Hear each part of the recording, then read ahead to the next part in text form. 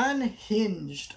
This is a movie that was playing in theaters, and while it was playing in theaters, I couldn't go see it because in my area theaters are closed. So a couple weeks ago, it hit Blu-ray, and I meant to review it a couple weeks ago, but it's just been sitting there, and I finally decided. Well, I finally had time to watch it. Um, this movie stars Russell Crowe. Sorry, Academy Award winner Russell Crowe, um, and is not very good. It's not terrible. I should state, I was never bored. It's a very well paced movie.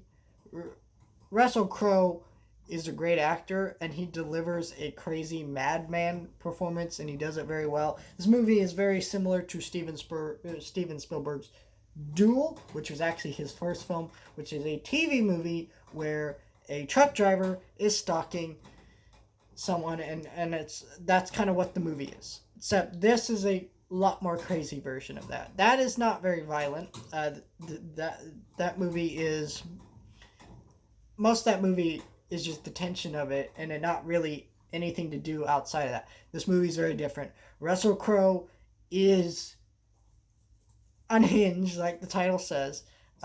This woman honks at a truck, but because he's sitting there at a green light.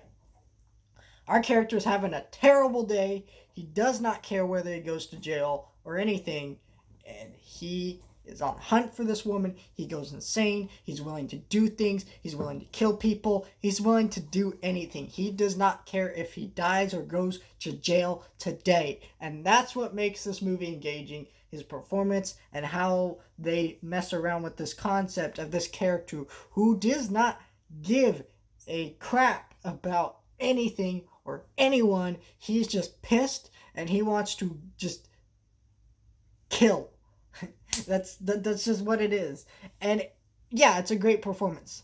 However, the third act of this movie just falls apart a lot of ways. I won't spoil it. But it's just like it gets ridiculously goofy. There's too many like 90s like one-liners from like they're just really bad, and it ruined the whole thing because you're watching it going, actually this is pretty good, it's pretty engaging, and it never stopped being engaging when that happened, but it also just wasn't that good. Yeah, this movie was very disappointing. It's just, I just don't know. I think a lot of this movie fell apart. A lot of it. It's just, yeah, I really didn't care for this one. It got a little too absurd at too many points throughout the movie. And it wasn't bad. I would say if you want a fun kind of thriller to watch, like a more recent one that came out this year. First of all, check out Run on Hulu, but then you could check out this movie because it's not terrible. It's a definitely a decent watch, but it just could have been a little bit more. I wish they not gone too so far with the premise towards the end, but overall, I'm giving this like a 6 out of 10.